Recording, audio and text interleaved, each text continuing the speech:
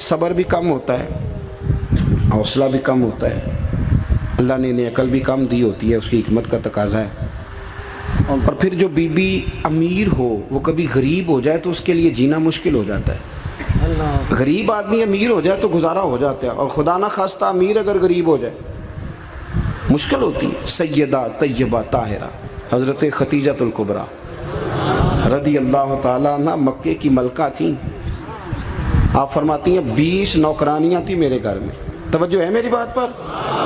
یہ آگے آگے والوں کو سمجھ آ رہی ہے، کوئی ہاں نہ کر رہے ہیں، پیچھے والے تو بالکل گمسم ہیں۔ بھائی دوستو توجہ کرنا میری بات پر۔ مکے کی ملکہ 20 عورتیں کام کرنے والی، فرماتی ہیں کبھی پانی کا گلاس بھی اٹھ کے نہیں پیا تھا۔ اللہ۔ پھر اسی بی بی نے حضور کی غلامی اختیار کی، پھر کلمہ پڑھا۔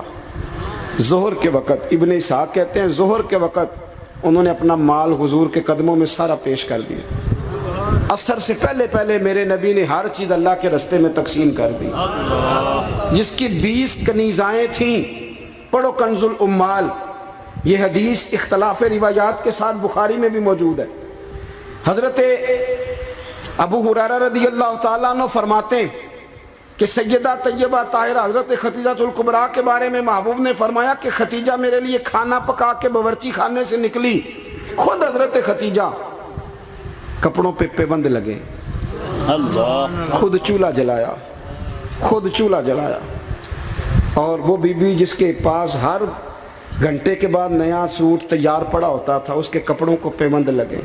جیم جان دا کچھ وسا نہیں، جان یار نو دے تشاد ہو جا، اس سے دل دے ہیں فساد سارے، دل دل بر نو دے تے آزاد ہو جا۔ جو رکھے آباد تے رو وسدا، تے جدوں کرے برباد برباد ہو جا۔ جدوں کرے برباد، ہاں پھر برباد بھی ہو۔ صرف سکھ لینے کے لیے نہ ہو، وَلَنَبْلُوَنَّكُمْ بِشَيْءٍ مِّنَ الْخَوْفِ وَالْجُوعِ وَنَقْصٍ مِّنَ الْأَمْوَالِ وَالْأَنفُسِ وَالثَّمَرَاتِ۔ یہ تو شہادت گاہ الفت میں قدم رکھنا ہے۔ لوگ آسان سمجھتے ہیں مسلمان ہونا۔ حضرت ختیجہ کھانا پکا کے نکلی، کپڑوں پہ پیوند لگے ہوئے، اور سادے سے برتن میں جب کھانا لے کے آئی نا، حضور کے سامنے کھانا رکھا تو اللہ کے رسول علیہ السلام غور سے سیدہ ختیجہ کو دیکھنے لگے، غور سے دیکھنے لگے۔ حضور کیا دیکھ رہے ہیں؟ تو محبوب فرمانے لگے ختیجہ تیرے آنے سے پہلے پہلے جبریل امین آ گئے۔ ہر واقع کہہ رہے ہیں یا رسول اللہ ختیجہ کھانا لے کے آ رہی ہے، اور رب فرماتا ہے جب ختیجہ کھانا لے کے آئے تو اسے اس کے رب کا سلام کہہ دینا، اسے اس کے رب کا۔ ہاں بھائی جب قربانی آپ دیتے ہیں، قربانی اس وقت جو اعزاز ہوتا ہے وہ بدل جاتا ہے۔ حضرت ختیجہ نے قربانی دی، نبی پاک کی 4 بیٹیوں نے قربانی دی۔ حضور کی کتنی بیٹیاں؟ بول کے بتاؤ، بول کے جی۔ یہاں بڑے دس دے کیوں نہیں جی، کنیاں نے؟ اللہ آپ کو خوش رکھے۔ 4 بیٹیاں حضور کی۔ یہاں بڑے بڑے لوگ، اب نہ لوگ عمروں کا حساب کرنے لگ گئے۔ مجھے ایک صاحب کہنے لگے جی ایک بندہ کہہ رہا عمر اتنی بنتی ہے تو اتنی بنتی ہے تو 4 کیسے ہو گئی؟ میں نے کہا دین کاؤنٹنگ سے نہیں ہوتا، دین اللہ رسول کے فرمان کا نام ہے۔ وہ کاؤنٹ کرنے سے دین نہیں بنتا بھائی۔ خود رسول کریم نے فرمایا یہ میری بیٹیاں ہیں۔ کب؟ حضور کی ایک صاحبزادی حضرت عثمان غنی کے نکاح میں تھی، انتقال کر گئی، نبی پاک نے دوسری کا نکاح کیا تو صحابہ نے عرض کی حضور بڑے خوش نصیب ہیں، عثمان کو آپ نے دوسری بھی دے دی۔ تو حضور نے فرمایا یہ تو میری 2 بیٹیاں تھیں، یہ تو میری 2 بیٹیاں تھیں، میری 40 بھی ہوتی تو ایک کے بعد دوسری انتقال کرتی رہتی، میں ساری عثمان غنی کے نکاح میں دے دیتا۔ نور کی سرکار سے پایا دوشالہ نور کا، ہو مبارک تجھ کو ذوالنورین جوڑا نور کا۔ تو نبی کریم علیہ السلام کی 4 بیٹیوں نے، پتہ ہے آپ کو 2 بیٹیاں ابو لہب کے 2 بیٹوں سے بیائی گئی تھی۔ وہ جتنا لوگ بلیک میل کر سکتے ہیں نا، ایک تکلیف ہوتی ہے جسمانی، ایک نفسیاتی ہوتی ہے، کسی کو تنگ کرنا، اذیت دینا، بچوں کی طرف سے، ماں باپ کی طرف سے، وہ جو نفسیاتی تکلیف ہوتی ہے وہ آدمی کو بڑا کمزور کر دیتا ہے۔ ابو لہب نے پیغام بھیجا کہ یہاں آپ دین کی تبلیغ چھوڑ دیں ورنہ بیٹیوں کو طلاق دے دی جائے گی۔ یہ جو دکھ ہوتے ہیں نا نفسیاتی ذہنی، یہ کرب ہوتے ہیں، یہ سہانے روح بنتے ہیں۔ ابھی نکاح ہوا تھا، رخصتی نہیں ہوئی تھی، یہاں آپ تبلیغ چھوڑیں یا طلاق دے دی جائے گی۔ میرے حبیب کریم نے فرمایا جو تیرا دل میں آئے کر، لیکن میں پیغام دین لے کے آیا ہوں تو یہ پیغام میں دیتا ہی رہوں گا۔ ان شہزادیوں نے قربانی دی، اصرار کیا، انہوں نے قربانی دی، طلاقیں مل گئی۔ حضرت زینب حضور کی بڑی صاحبزادی، سب سے بڑی شہزادی نبی کریم کی، ان کی بیٹی کے بارے میں صحیح بخاری کی حدیث ہے، صحابہ کہتے ہیں وہ حضور کی سب سے بڑی نواسی تھی جناب زینب کی صاحبزادی۔ جب حضور نماز پڑھنے آیا کرتے تھے تو انہیں ساتھ لایا کرتے، اور حضرت ابو دردہ کہتے ہیں میں نے اپنی آنکھوں سے دیکھا کہ جب حضور قیام میں کھڑے ہوتے تو بیٹی کو دونوں ہاتھوں میں رکھ، میری طرف دیکھیے جی، بیٹی کو دونوں ہاتھوں میں رکھ لیتے، اور جب حضور رکوع اور سجدے میں جاتے تو بیٹی کو نیچے کھڑا کر لیتے۔ حضرت زینب، ان کے بچے بھی تھے پہلے، جناب عمر بن عاص کے ساتھ ان کا نکاح بھی ہوا تھا۔ میری باتوں کی سمجھ آ رہی ہے آپ حضرات کو؟ مجھے دوست کہہ رہے تھے ذرا تقریر لمبی کرنا، میں نے کہا لمبی تو میں کرتا ہی نہیں، خیر الکلام ما قل ودل۔ لمبی تقریر، اعلیٰ حضرت رحمۃ اللہ علیہ نے لکھا ہے کہ کسی بندے نے کسی کا وقت ضائع کیا تو اس نے بھی قیامت میں حساب دینا ہے۔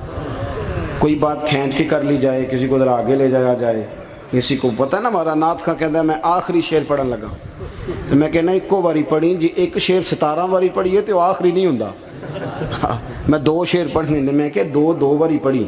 اب ایک اور بیماری بھی لگی ہے، ایک جگہ میں حاضر تھا تو کہنے لگے حضرت صاحب میں تو انواج ایک نواں کلام سنانا ہے، میں کہ تو مہربانی کر کے مینوں کو پرانا ہی سنائی، اے نویں باج سوارے بھی کرنے پیندے نے، پرانا سنا، کوئی پیر میر علی شاہ صاحب کا سنا، اعلیٰ حضرت بریلوی کا سنا، مولانا حسن رضا کی کوئی بات سنا، یہ کیا بات ہوئی؟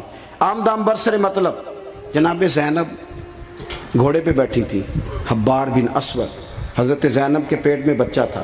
ہمارے ہاں نا مکھی ماری جاتی ہے، حضور کے سارے خاندان نے قربانی دی ہے، سارے خاندان، توجہ رکھنا بات پر۔ جناب زینب کے جسم اطہر میں اولاد تھی، بچہ تھا۔ حبار بن اسود نے نا، وہ بیٹھی تھی گھوڑے پہ تو نیزہ مارا، گھوڑے پر یا اونٹ پر، گھوڑے کو نیزہ مارا، گھوڑا تیز دوڑا، جناب زینب گھوڑے سے گر گئی، ان کے پیٹ میں بچہ تھا، ضائع ہو گیا۔ پھر وہ کافی دیر علیل رہیں، اسی بیماری سے ان کا وصال ہوا، وہ شہید ہوئی۔ بڑی تکلیف ہوئی نبی کریم کو، بڑی تکلیف۔ فتح مکہ کے موقع پر نا حبار بن اسود کلمہ پڑھنے آیا، سیرت ابن حشام والے کہتے ہیں جب وہ آیا تو اس نے چہرے پہ کپڑا رکھا ہوا ہے، نبی کریم علیہ السلام کی بارگاہ میں حاضر ہوا تو حاضر ہو کے نا عرض کرنے لگا یا رسول اللہ صلی اللہ علیہ وسلم کو بہت بڑا دشمن بھی آئے تو معاف کر دیتے ہو؟ حضور خاموش ہیں، گردن جھکی۔ پھر کہنے لگا بہت بڑا دشمن بھی آئے تو معاف کر دیتے ہو؟ حضور خاموش ہیں۔ تیسری دفعہ اس نے چہرے پہ نقاب ڈالا تھا نا، حضور بڑا دشمن بھی آئے کلمہ پڑھے تو معافی ہے؟ حضور نے چہرہ اٹھایا تو آنکھوں میں آنسو تھے۔ حضور فرمانے لگے حبار یہ چہرے سے کپڑا ہٹا، بیٹیاں بھولا نہیں کرتی، تو کلمہ پڑھ میں تجھے بھی معاف کرنے کو تیار۔ بیٹیاں بھولا نہیں کرتی، تو پڑھ کلمہ۔ پورے خاندان نے قربانی، پورے۔ حضرت سیدہ فاطمہ الزہرا سے کسی نے پوچھا تھا بی بی صاحبہ دین کے لیے سب سے پہلے آپ کو کب تکلیف اٹھانی پڑی؟ تو حضرت فاطمہ فرماتی میں چھوٹی سی تھی جب میری اماں وصال کر گئے، اور جب جناب ابو طالب وصال کر گئے تو مجھے کسی نے پہلے دن جب میں نے یہ تکلیف دیکھی اور صحیح کسی نے مجھے آ کے بتایا کہ فاطمہ نبی پاک علیہ السلام نا حرم کعبہ میں سجدے میں تھے، اونٹ کی اوجڑی بڑی وزنی ہوتی ہے، حضور سجدے میں تھے، ابو جہل نے 2 لوگوں سے کہا تو انہوں نے اونٹ کی اوجڑی لا کے نا نبی پاک کے سر پہ رکھ دی۔ حضور علیہ السلام ساری قوتوں کے مالک ہیں، لیکن بظاہر حضور سر اٹھاتے ہیں تو تکلیف ہوتی ہے۔ فاطمہ نہ ابو بکر صدیق مکے میں ہیں، نہ مولا علی موجود ہیں، تو آپ چلیں گی؟ بی بی صاحبہ کہتی ہے میں اس عمر میں چہرے پہ نقاب ڈال کے نکلی، اس عمر پہلے دن نکلی، اماں چلی گئیں، پہلے دن میں نکلی، اور جب میں حرم کعبہ میں گئی تو میں نے لوگوں کو اپنے باپ پر معاذ اللہ ہنستے ہوئے دیکھا۔ کہتی میں نے کھینچ کے اوجڑی حضور کی اتاری، نبی کریم نے میرا چہرہ دیکھا تو حضور رو پڑے۔ فاطمہ تو کیسے آئی؟ حضور مجھے اطلاع ملی۔ سیدہ پاک کہتی ہے میں نے حضور کو انگلی تھامی نبی پاک کی، اور میں حضور کو آب زمزم کے کنویں پہ لائی، نبی کریم بیٹھ گئے، میں نے پانی نکالا، حضور کی زلفوں کو دھویا، اور پھر میں نے کہا اللہ انہیں برباد کر دے جنہوں میرے بابا کو تکلیف دی ہے، انہیں برباد کر دے جنہوں تکلیف دی ہے میرے بابا۔ حضرت ابو ہریرہ فرمایا کرتے تھے جن کے لیے سیدہ نے اس دن دعا کی تھی وہ سارے بدر میں مارے گئے، سارے بدر میں قتل ہوئے، ایک ایک شخص نے تکلیف صحیح صاحب، ایک ایک شخص. آپ کو پتہ ہے منافقوں نے سیدہ عائشہ صدیقہ پہ الزام لگا دیا تھا. جاگ رہے ہو؟ سیدہ طیبہ طاہرہ حضرت عائشہ صدیقہ رضی اللہ تعالی عنہا، حضور فرماتے ہیں عائشہ تیرے ساتھ نکاح سے پہلے جبریل تیری شکل مجھے دکھا کے گئے تھے کہ محبوب رب اس کے ساتھ آپ کا نکاح کرے گا. اتنی پاک باز عورت، دین کا چوتھا حصہ حضرت عائشہ صدیقہ سے مروی ہے. حضرت عائشہ صدیقہ کی احادیث ہم نکال دیں، عورتوں کے مخصوص مسائل پر ہم قوم کو جو ہے وہ کسی طریقے سے قائل نہیں کر سکتے. ہم وہ پورا باب کو کیسے قوم کو دیں گے جو عورتوں سے متعلقہ ہے. لیکن آپ کو پتہ ہے منافقوں نے سیدہ عائشہ پہ الزام لگا دیا تھا. الزام تو 1 منٹ لگتا ہے. کسی شاعر نے کہا تھا کہ مخلوق پتہ کیا کرتی ہے، کعبے کے اندر سے مٹی لے کے بت بنا کے اللہ کا شریک بنا دیتی ہے. اور وہ کہنے لگا تم اپنے الزام کو کیا الزام سمجھتے ہو؟ لوگ تو جناب مریم پہ بھی الزام لگا دیتے تھے کہ تو یہ بچہ کہاں سے لے آئی ہے. کہنے لگا مخلوق تو فنکار ہے اس درجہ کے پل بھر میں، سنگے در کعبہ سے بھی اصنام تراشے. تم کون ہو، کیا چیز ہے داغ کبابی، لوگوں نے تو مریم پہ بھی الزام تراشے. حضرت عائشہ پر الزام لگا. اور آپ کو پتہ ہے کہ مہینہ بیمار نہیں حضرت عائشہ. نبی کریم کی آنکھوں میں اتنے آنسو آئے کہ مولا علی کہتے ہیں